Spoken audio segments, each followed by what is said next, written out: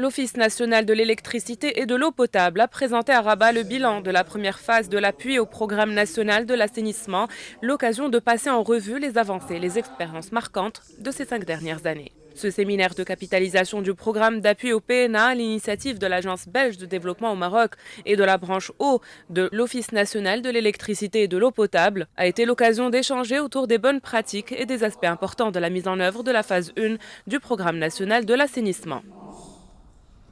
Aujourd'hui, la réunion, c'est de partager notre expérience, nos réussites, les résultats d'un exercice d'une grande importance. C'est l'accompagnement de ces réalisations en matière d'assainissement avec les autres opérateurs et surtout en matière de communication, de sensibilisation des citoyens. C'est un grand chantier que nous avons réalisé en coopération avec le gouvernement belge. Notre objectif aujourd'hui, c'est de passer à une deuxième phase 2019-2023 pour pouvoir généraliser cette expérience de sensibilisation et de communication avec tous les opérateurs et intervenants dans le domaine de l'assainissement liquide. Nous avons un séminaire avec les autorités locales, avec les responsables de l'ONWE. Nous avons une réunion et des différents donateurs de l'Union européenne sur la dernière phase de ce programme et notamment sur les programmes de sensibilisation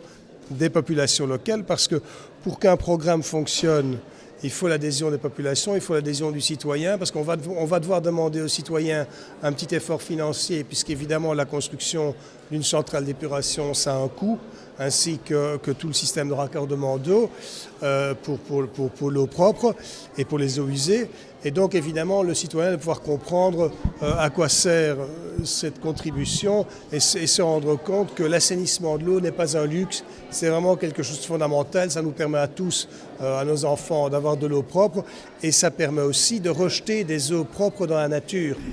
Fin 2018, 6 centres sur 10 ont été réalisés et mis en service au titre de la première phase de la PNA et près de 21 000 habitants nouvellement raccordés ont participé à des actions de sensibilisation. Un kit a également été développé et personnalisé par un centre urbain afin de sensibiliser les populations sur les principes et bienfaits de l'assainissement.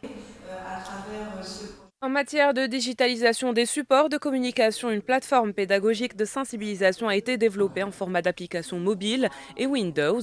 Il a également été procédé à la mise en place d'un atlas cartographique des projets d'assainissement et la diffusion de 12 newsletters trimestriels à l'adresse des parties prenantes du PNA et relayés sur les réseaux sociaux.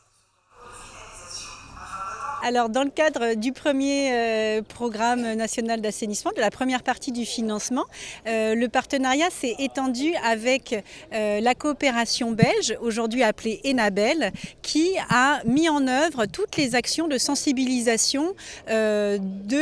auprès des populations pour leur expliquer les bénéfices de l'assainissement, les bonnes pratiques en matière d'hygiène, les bénéfices directs qu'ils pouvaient avoir sur leurs conditions de vie de tous les jours en matière de santé, en matière de pollution des cours d'eau, etc. Et donc tous les bénéfices et pourquoi en fait ils devaient s'impliquer dans l'assainissement et à terme payer pour des services d'assainissement. Le Maroc avait lancé en 2006 le programme national d'assainissement liquide et d'épuration des eaux usées, initié conjointement par le secrétariat d'État chargé du développement durable et le ministère de l'Intérieur. Ce projet vise à réaliser un taux de raccordement global au réseau d'assainissement en milieu urbain de 80% d'ici 2020 et de 100% d'ici 2030, et à atteindre un volume des eaux usées traitées de 60% en 2020 et de 100% en 2030.